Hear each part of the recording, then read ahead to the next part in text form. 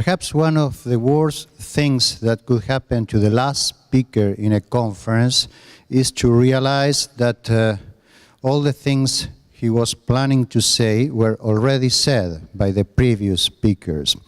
In my case, the first part of my talk was covered by Felix Mirabel on the first day of the conference, and the second part of the talk was covered again by Felix Mirabel during the comments he made in the morning.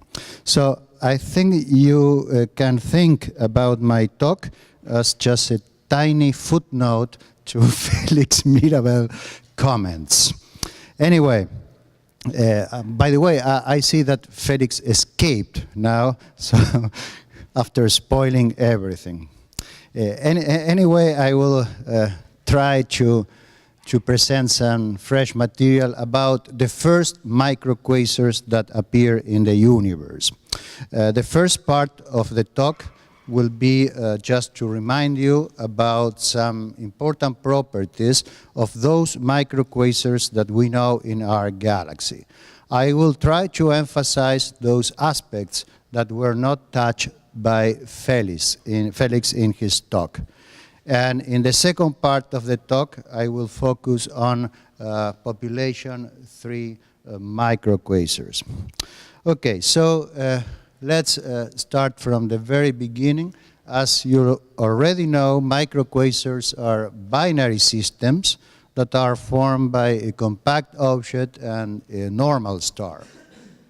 The compact object can be either a neutron star with a low magnetic field or a black hole, and the normal star is providing matter to feed the compact object in such a way that an accretion disk is formed around this object. And the most important feature of a micro-quasar is the production of jets. These jets that can be seen in radio wavelength, but in some cases up to hard X-rays and even gamma rays.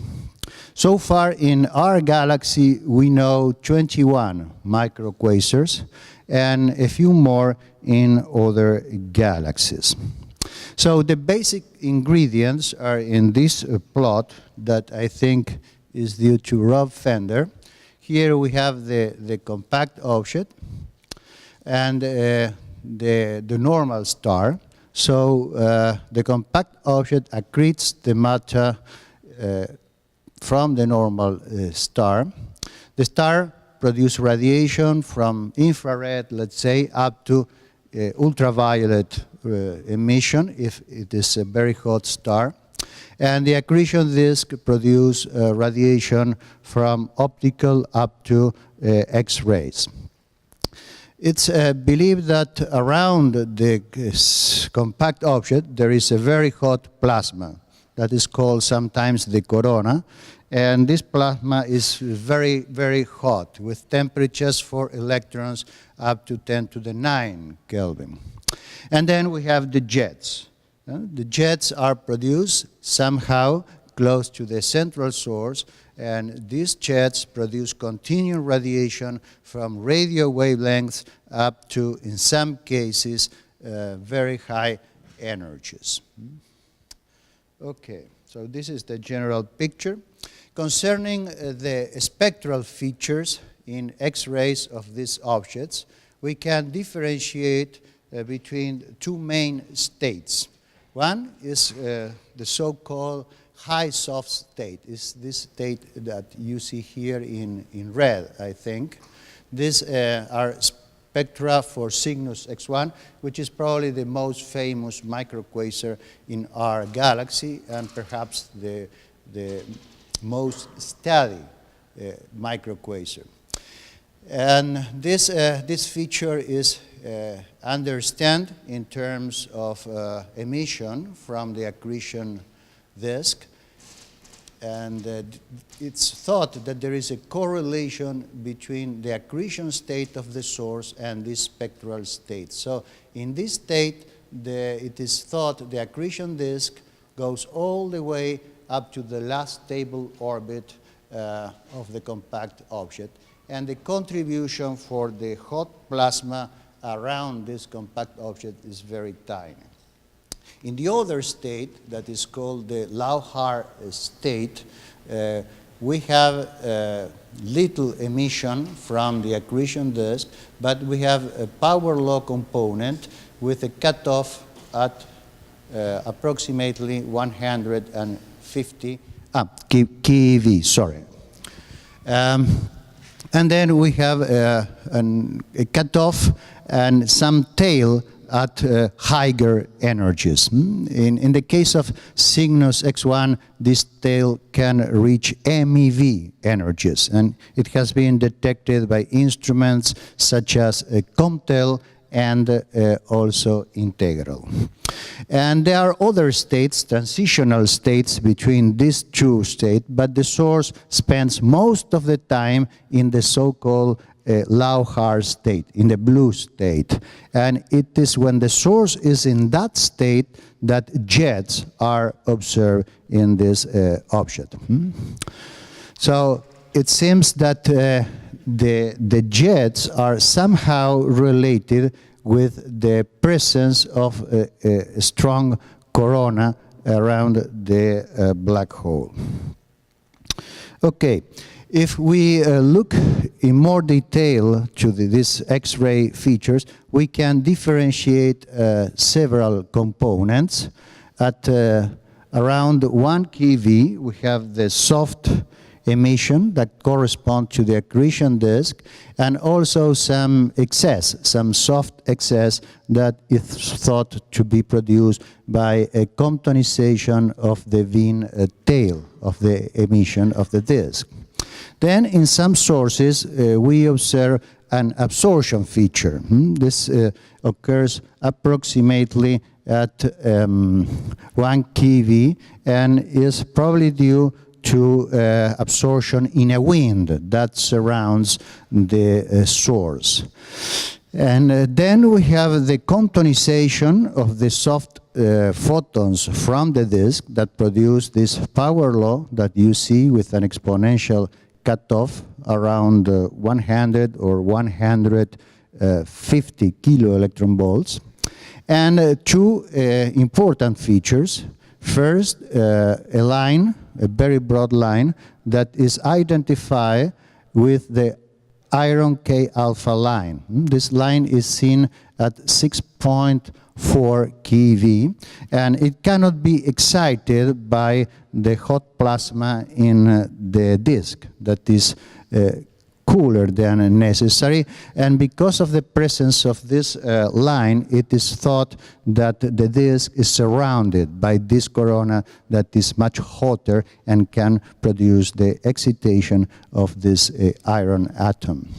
And also we have this Compton reflection component that produced this bump here before the cutoff in the spectrum.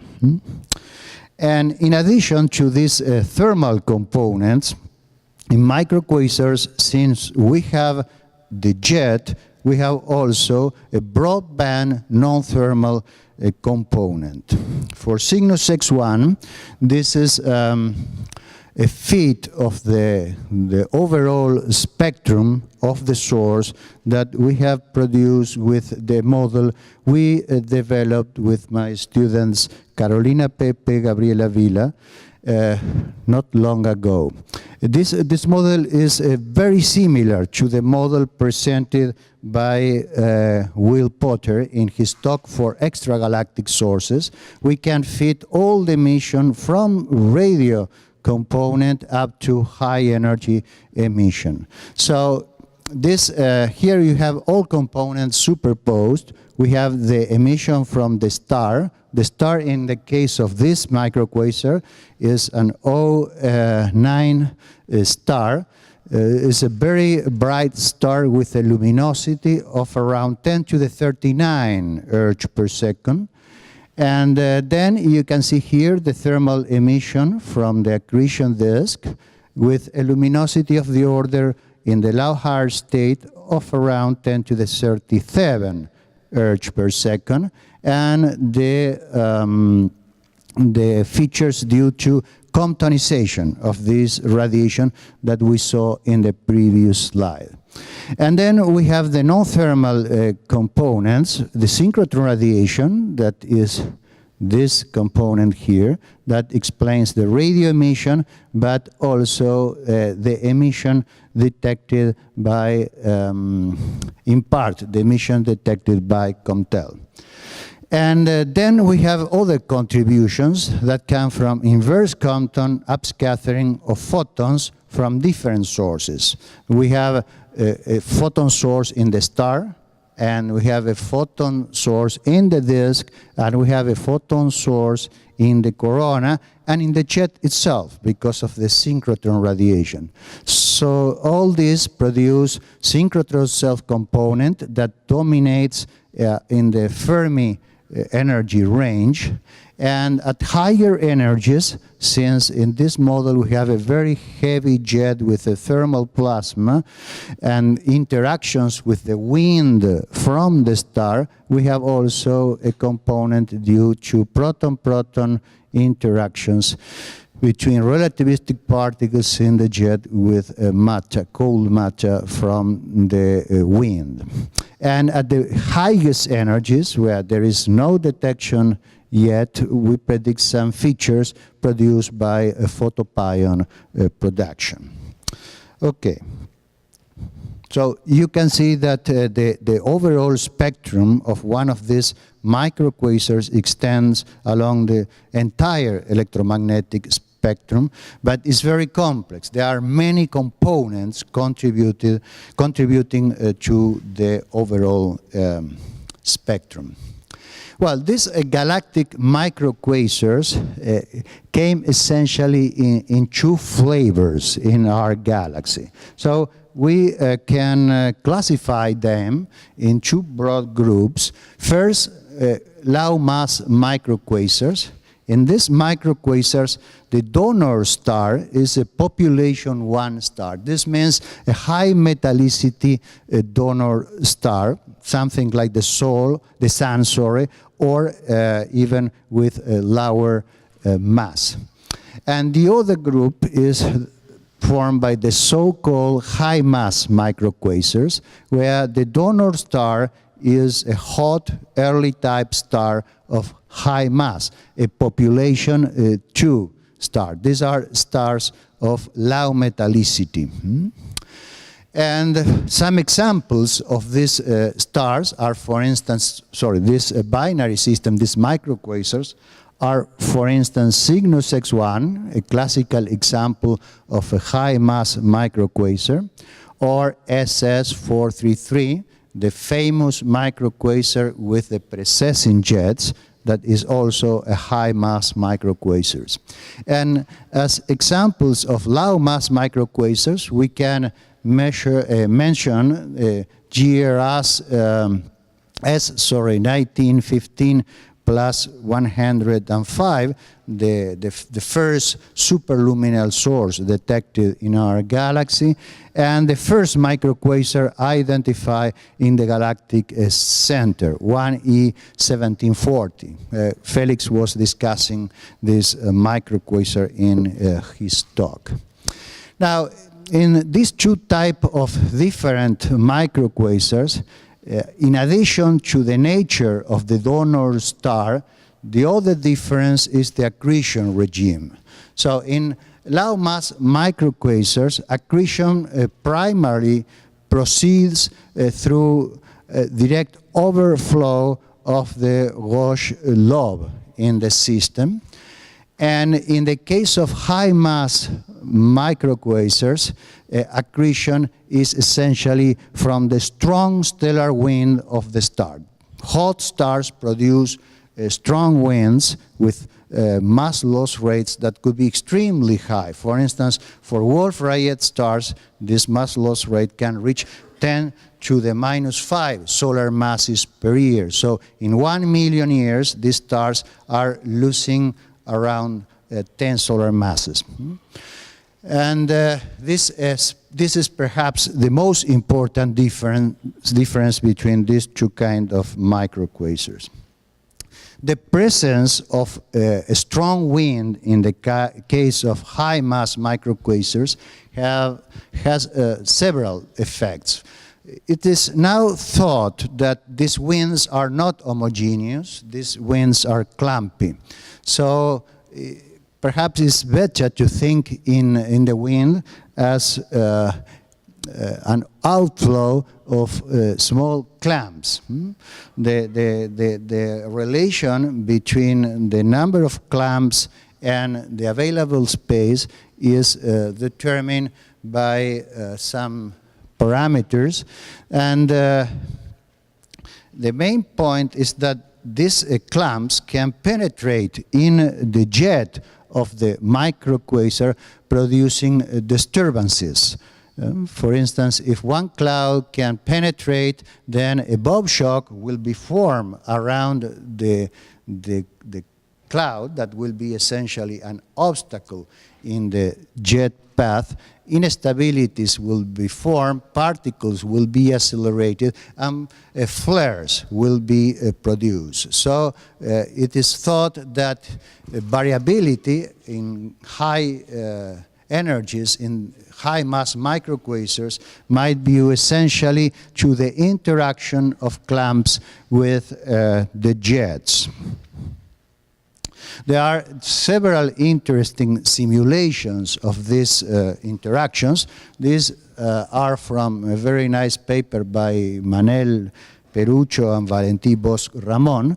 And you can see here different clamps penetrating in a jet at different heights on the jet, clamps with different masses and density ratios. In some cases, penetration is not possible, the clamps are destroyed. In other cases, they penetrate and produce bob shocks. And in some cases where the filling factor of the clamps is very high, well, the jet can be even quenched by the interaction with all this matter. Another interesting feature of micro-quasars that was very quickly mentioned by Felix in his talk is that the jets of micro-quasars, at least the jets of high-mass micro-quasars, become dark after a very short distance from the central black hole. And you can see this in these two examples. The first one is Cygnus X1. Cygnus X1 is located here. So with a very long baseline interferometry, you can resolve the jet. This is the map obtained by Stirling and co-workers of this jet. The jet points in this direction.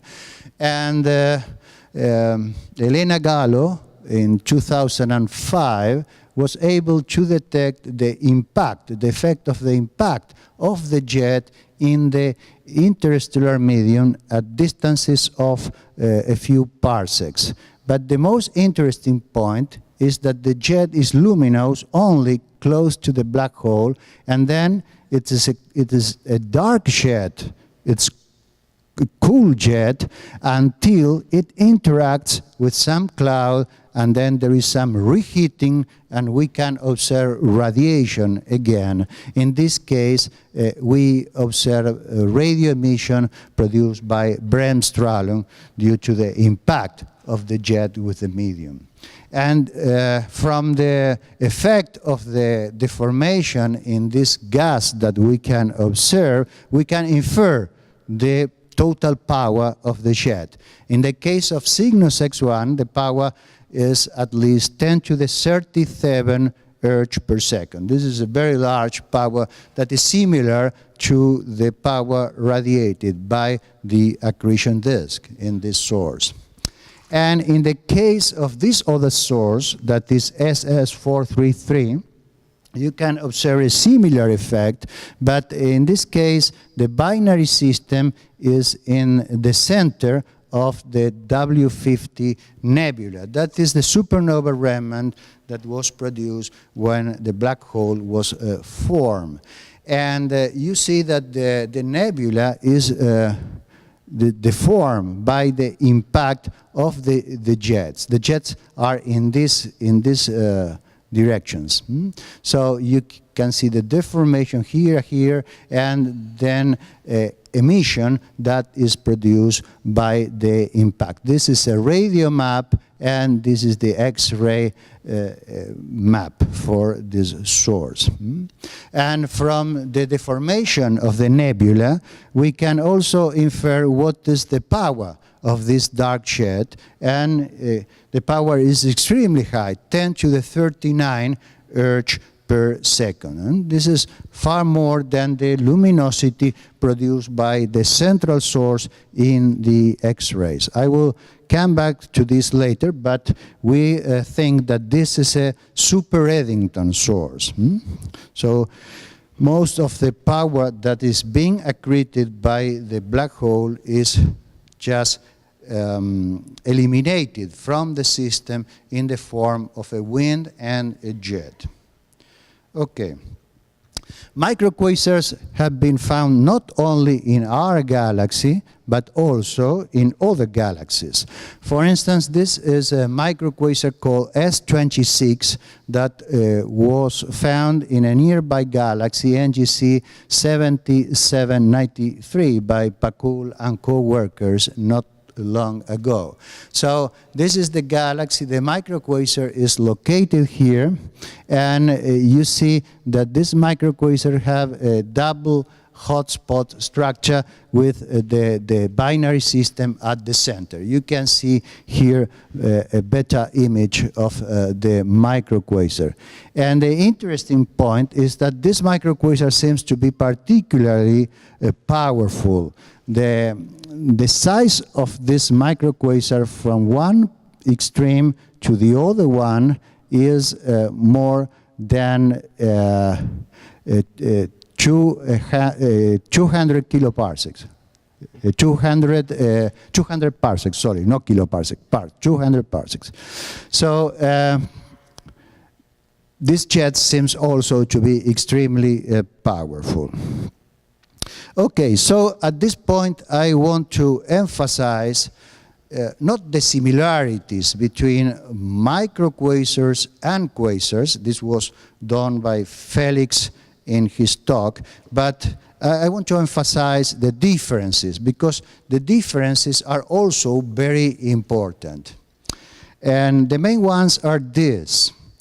First, galactic jets in micro-quasars seems to be slower than jets in active galactic nuclei. Then these jets become dark not far away from the central source. We have seen some examples. They are heavy jets with hadronic content. For instance, in the case of SS433, we can detect emission lines from iron that is moving with the jet at the speed of 1/4 of the speed of light. And these jets produce a thermal emission at the termination regions, where they impact in the interstellar medium. And another very important difference is the presence of the star. In an AGN, the matter that is being accreted by the black hole comes from the surrounding medium, but not from a single object. Here, the matter comes from a star, and this star has, for instance, in the case of high-mass micro-quasars, a very strong wind. And of course, this wind will affect the jet and all the physics that is going on in the jet. Then the accretion disk is constrained by the donor star. The accretion disk cannot be as large as you want, because it cannot exceed the separation between the black hole and the donor star. And then this donor star also have gravitational and radiative effects on the jet and other components of the micro-quasar. For instance, if the accretion disk is not aligned with the orbital plane, then a torque will be experienced, and this will result in the precession of the accretion disk, something that we can see, for instance, in SS 433. And considering the radiative effects, well, it is obvious that the hot stars produce a strong radiation field that is very efficient to absorb, for instance, gamma rays. So absorption features in these systems can be far more important than in active galactic nuclei. Finally, the accretion disk and the corona are hotter than in standard AGNs, and magnetic fields very close to the base of the jet are higher. And of course, these also have effects, important effects for the escape of the radiation that is produced in the innermost part of these sources. So it's true that there are many analogies between micro-quasars and quasars, but also there are many dissimilarities between these two types of objects. In some senses, micro-quasars are more similar to gamma ray bursts, to long gamma ray bursts, than to some AGN. So I want to emphasize this because it will be important to understand the nature of the first micro-quasars. So we know that there are micro-quasars in our galaxy, there are micro-quasars in other galaxies, and then we can ask ourselves, how about the first micro-quasars that appeared in the universe? How were these micro-quasars? The physics in them were different or not from current micro-quasars? So in order to ask this question, we need to understand the first stars that appear in the universe.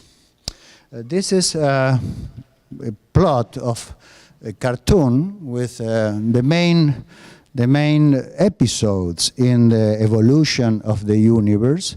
And as you know, immediately after the reconnection of the primordial plasma, the universe became neutral and hence dark.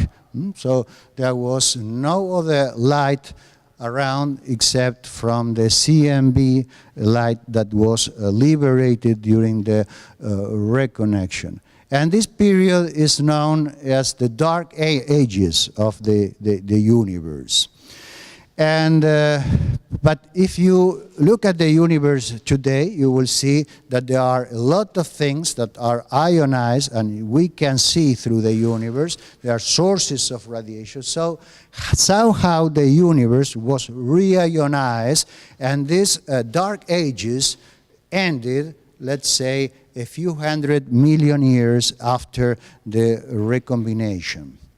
So a big question in cosmology is how this reionization process was took place.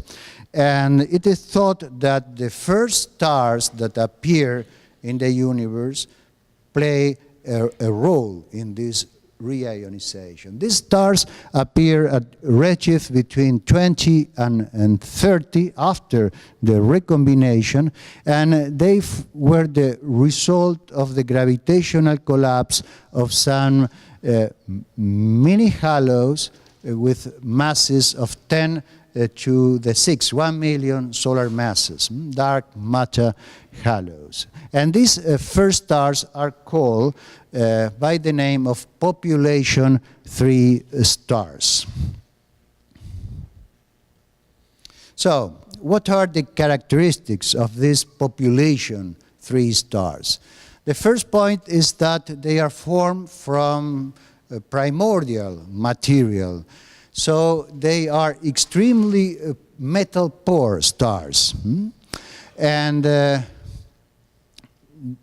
is currently no direct evidence for the existence of these stars. We do not observe population 3 stars with our telescopes, but we can infer their existence indirectly on the basis of theoretical considerations and also studying current populations of stars of very, very poor metallicity.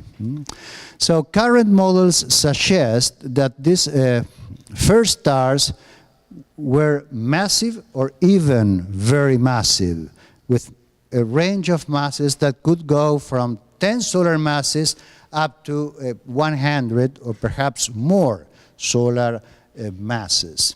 Not long ago, it was thought that perhaps even more massive stars could exist at that time, but current simulations discourage this hypothesis.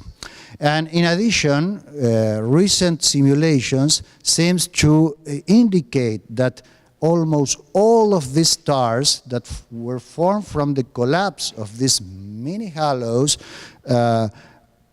resulted in the formation of binary or multiple systems. So, sorry. Concerning the nomenclature that we use for this population 3 star, we differentiate population 3.1. These ones are formed from gas of primordial composition, and the initial conditions for their formation are purely cosmological. And then we have population 3.2. In this case, also the composition is primordial, but the initial conditions are modified by radiative and kinetic feedback from supernova explosion of population 3.1 stars.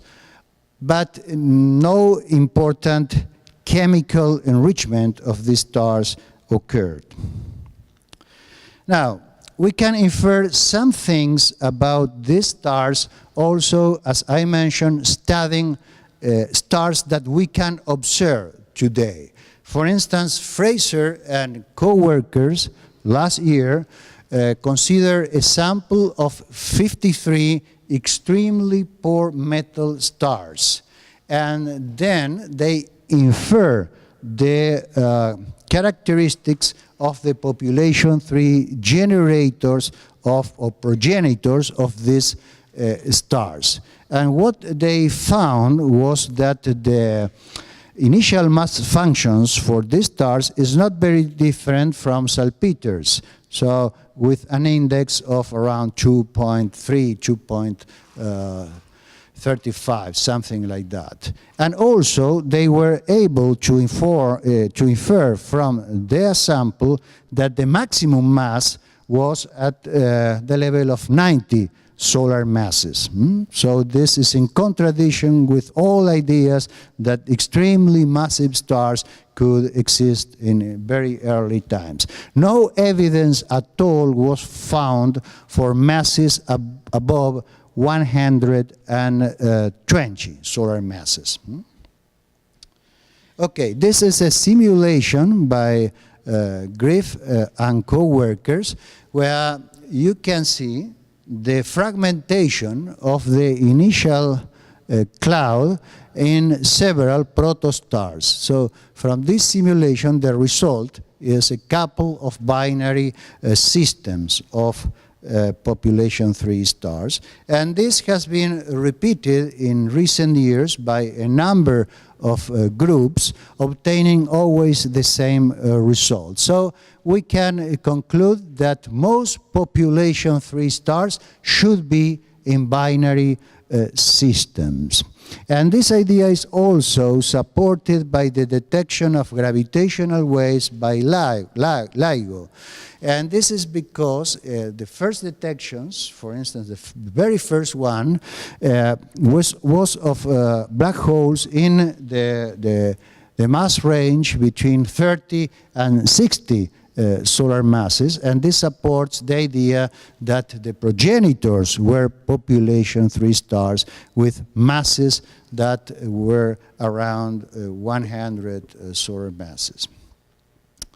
Okay, so these stars were the first astrophysical objects that form in the universe, and then after a while, let's say at a redshift between 10 and 15, the first quasars appeared. Quasars appear from the collapse of dark matter halos that were far more massive, let's say 100 million solar masses. And these masses are characteristic of white dwarf galaxies. So this first micro-quasars produced jets, and the radiation from these micro-quasars for sure contributed to end the reionization of the universe at late times. So the overall picture that seems to be emerging in recent years for the reionization is that of a very complex process with different actors. We have at the beginning the population 3 stars. These stars were very hot, produced ultraviolet radiation, and they produce bubbles, H2 bubbles around the star. And then at the end of the reionization, the first quasars connected most of these bubbles and finished the job. But in the meantime, micro-quasars might have played some role that I want to discuss. So far we have the following proposals for the reionization. Population 3 stars through ultraviolet radiation created the first ionized bubbles in the universe. Then Mirabel, a few years ago, proposed that micro-quasars, through the X-ray emission of their disks, could expand this bubble significantly, because X-rays are far more penetrating than ultraviolet emission. And then it has been suggested that the first quasars, through their jets, could ionize medium on larger distances. But then it's, I think, reasonable to ask, what about the jets of the micro-quasars that are not as powerful as the jets of quasars, but nevertheless are very powerful, as we will see, and they appear before the jet of quasars. So in order to answer this question, we need a model for the jets of population 3 micro-quasars, and I will present now such a model. Okay, so a population 3 micro-quasar essentially will be formed by a black hole that results from the direct collapse of a population 3 star, and then a companion star that is a population 3 star. And the main differences between this type of micro-quasars and the micro-quasars that I presented from our studies in our own galaxy are essentially due to the features, the peculiar features of population 3 stars. So let me just review some of these features that are relevant for our purposes. For a typical population 3 star of 100 solar masses, we have the temperature would be extremely high, at the level of 10 to the 5 Kelvin. So this is a very hot star with a huge luminosity that is of the order of 1 million solar luminosities. And the lifetime of these stars is very short. They live fast and furiously. So they can exist for more or less 3 million years. And the most important point from our point of view is that since these stars have no metals at all, they cannot produce winds, because the production of winds is related with the presence of metals. So in this sense, these stars are high mass, are hot as population 2 stars, but they do not have winds. And this will have very strong effects, as we will see. Regarding the fate of these stars, if the mass of the star is higher than, let's say, 30 solar masses, up to 120 solar masses, the result of the collapse of the star will be a black hole at 0 metallicity. If the mass is higher than 130 solar masses and up to 250 solar masses, no remnant will be left after the explosion of the star, and this is because the so-called pair instability that operates in those conditions. Nevertheless, it's dubious whether such massive stars were formed or not in the very early universe. So essentially, for the range of masses we are interested in this talk, the stars at the end of their life just collapsed directly to a black hole. Well, some people have implemented evolutionary codes for binary systems of population 3 stars. In particular, this gentleman, Roches and co-workers last year were able to calculate the evolution of a binary system of POP3 stars that resulted in exactly the masses of the binary black hole system detected by LIGO in 2015, in September 2015. And this is the LIGO detection, and this is a sketch of the evolutionary path calculated by the Japanese group. At the beginning, we have 2 zero metal stars that enter in the main sequence, and one of the stars has a mass of around 50 solar masses, and the other one a mass of around 25 solar masses. Then there is a phase where one of the stars transfer mass to the other star. And this results in that the first star acquires a mass of around 40 solar masses, and the first star collapsed directly to black hole. So for a while we have a binary system formed by a black hole around 34 solar masses and a star of around 34 solar masses and a star of 40 solar masses. And after a while, when the orbit is fully circularized and the star fills the Roche lobe, then transfer of mass starts to occur from the star to the black hole. And in this case, the process is non-conservative because part of the mass is delivered to the ambient medium, let's say. Intergalactic medium, perhaps at those times, is a meaningless word.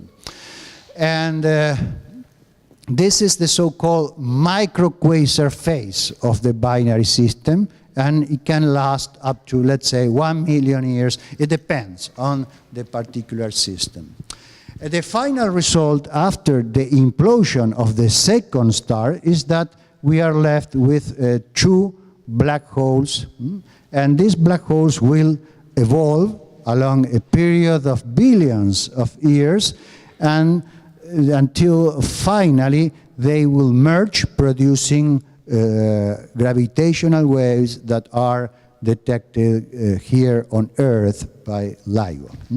So this is more or less the picture of the evolution of this binary system, and I will concentrate on this micro-quasar phase right here.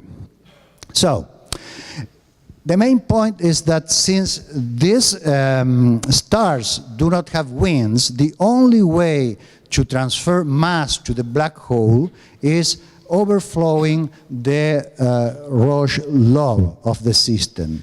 And in these conditions, it is unavoidable that the accretion rate onto the compact object will be extremely super-Eddington.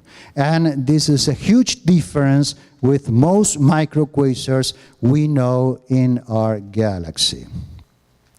So in order to present you some numerical estimates, we have selected some masses for the star, the initial star, and the initial black hole in the micro-quasar that are the result of the simulations of Inajoshi and co-workers. So we have a donor mass star of 41 solar masses, a black hole of 34. The luminosity of star is 1 million solar luminosities. The temperature of the star is 5 times 10 to the 4 Kelvin. And the accretion rate is around 1,000 Eddington luminosities. So it's huge accretion rate.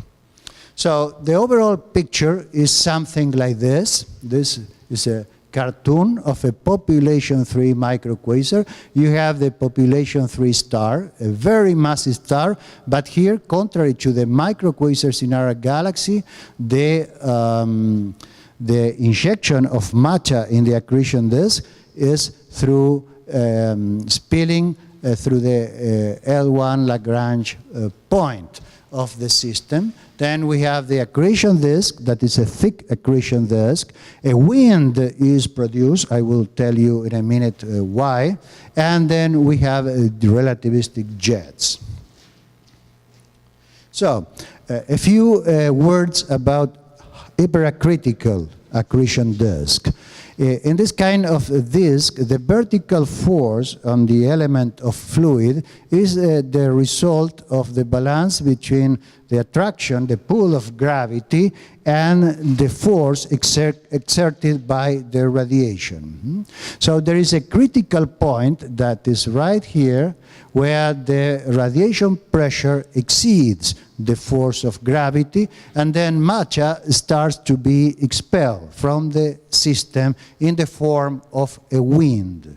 And well, this critical radius can be determined depending on the accretion rate, and in this part, the critical disk, the accretion rate changes point to point because the system is losing most of the mass through the wind. This regulates the system in the sense that the luminosity of the critical disk is set at approximately 1 Eddington luminosity, and the excess of matter is just ejected from the system. One of the main characteristics of this disk is the presence of photon trapping.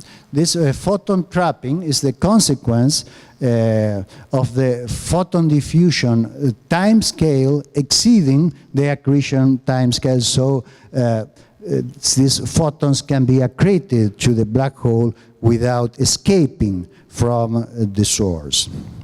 So the disk structure, the overall disk structure, can be described in 3 main components. First, we have far away from the black hole a disk that essentially is described by the standard radiation-dominated accretion disk model.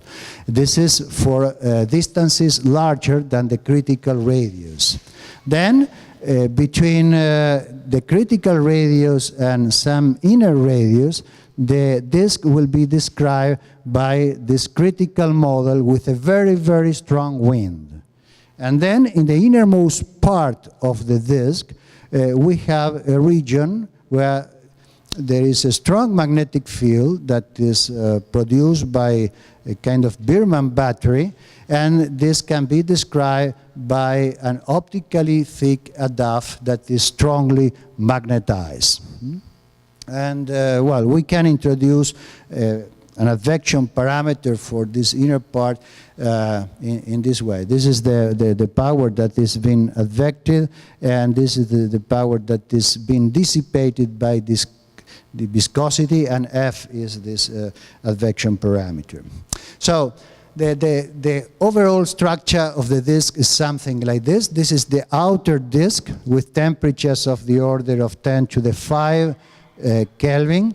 This is the critical disk that is very thick with temperatures of the order of 1 million Kelvin, and this innermost part is the magnetized disk with temperatures at the level of 10 million Kelvin.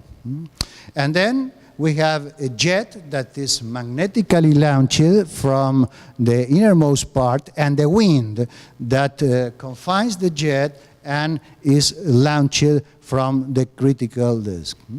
Most of the mass loss of the system occur through this wind. Okay, these are some calculations of the disk structure. Here you can see the height of the disk as a function of the distance to the black hole, the temperature, and the radial velocity, and also the magnetic field for different sets of parameters. And then we can construct the spectral energy distribution of the total disk, just adding all these contributions. And this is what you obtain for two different choices of the advection parameter. And the important point here is that the luminosity of the disk is between 10 to the 39 and 10 to the 40 erg per second. This is 3 orders of magnitude more than what we observe in Cygnus X1, for instance. So these are very bright disks.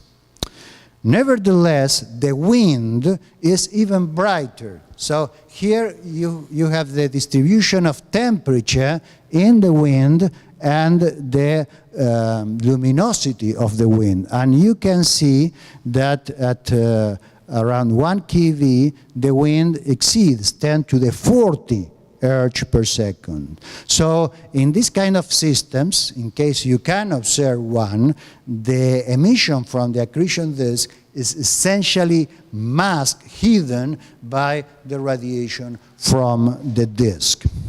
The wind. Now, what about the jet? This is a complicated stuff. I have no time to go into the details. Essentially, I'm going to say that we are using the inhomogeneous model that we have developed with Gabriela Vila and my other students for describing this jet. The power of the jet is what is left of the accretion power when you remove the power dissipated in the disk, the power that goes into the black hole, and the power that is dissipated in the wind. So this jet is launched by magnetic effects, so at least you need at the base of the jet equipartition with the magnetic field, but you will have even higher magnetic fields. And we assume that the field decreases with the distance to the black hole as the distance to the -1. And we make some assumptions concerning the content of relativistic particles that are accelerated in a region, extended region, in a homogeneous region that we have located at some distance from the base of the jet, where the magnetic energy density is is significantly lower than the plasma energy density, so shocks can be easily formed there. And we will consider a hadronic jet. We will have protons in there. And then we estimate all losses for relativistic particles accelerated in this region. And, well, we take into account the interaction of protons and electrons with magnetic fields, matter, radiation fields, so synchrotron radiation, Bremsstrahlung, inverse Compton, external and synchrotron self-Compton, proton-proton inelastic collisions, and photohadronic interactions. And also we take into account the effects of secondary particles. And this is quite interesting. Well, we also consider synchrotron losses because the magnetic field, remember, is very high here, 10 to the 7. Synchrotron losses for muons and even for pions. So we put all this in the losses and we estimate maximum energies at every section of the acceleration region. You see that at the base we are getting for protons more or less 10 to the 16 electron volts and 10 to the 17 at the end of this region. And the energy of electrons is very low, between 1 GeV and 10 GeV, because the magnetic field kills the electrons very quickly. And considering secondary particles, synchrotron losses are catastrophic. And this is very important because these catastrophic losses avoids the development of cascades, pure electromagnetic cascades. So we have only one generation of secondary pairs. And, well, we solve transport equations and we get this spectral energy distribution for the primary particles. And for the secondary particles, we get this. And this is quite interesting. I was very surprised when Roger Blanford mentioned that in his model for blazars, he can explain the second peak using secondary pairs produced by Bethe-Heitler process, because this is exactly what we are getting here. Most of the radiation at high energies is from Bethe-Heitler pairs. So it's essentially the same situation. So we can add all these things together and we get the primary plus secondary spectrum. This peak here is due to secondary pairs from Bethe-Heitler interactions. This essentially is synchrotron radiation, and this comes from photopion production. But now, in this type of sources, there is an important difference from blazars. And the difference that everything is very compact and the ambient density of photons is huge. And we have this star over there. This is just how this changes with the angle. And the problem with this star with a huge luminosity, so we have our micro-quasar moving around the star. So we calculated the opacity maps for every point in the orbit, and we get almost complete absorption of our gamma rays above 100 MeV in this photon field for whatever is produced at the base of the jet. So the result is this cell that you can see here. So all this is suppressed by absorption in the ambient photon fields. But this is not the whole story, just 3 or 4 minutes more, please.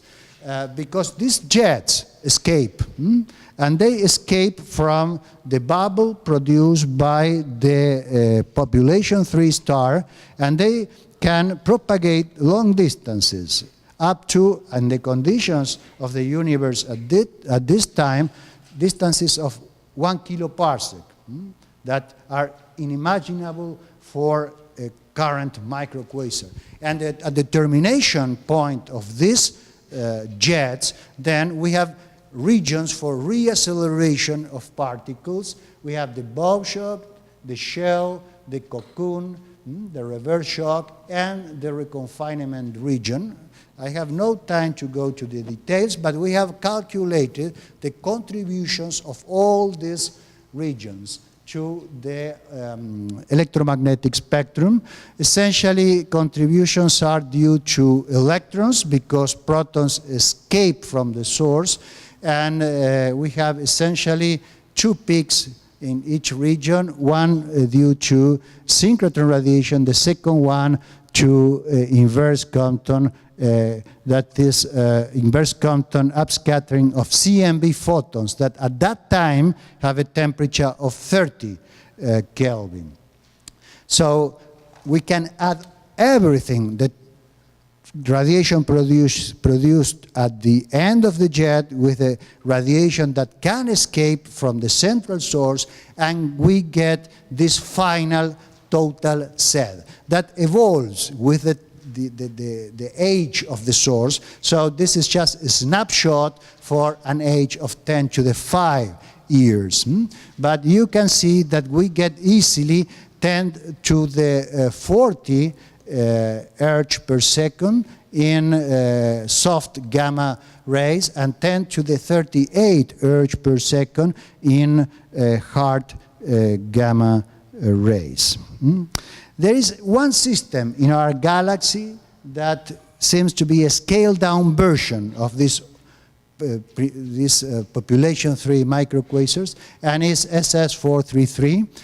You remember that I mentioned that the power is 10 to the 40, and this jet is dark, as in the case of our jets in population 3 micro-quasars, and produce important effects in the surrounding medium. So, just to finish, let me tell you my conclusions. First, population 3 micro-quasars are hyper-accreting sources with strong radiative winds ejected from the disks.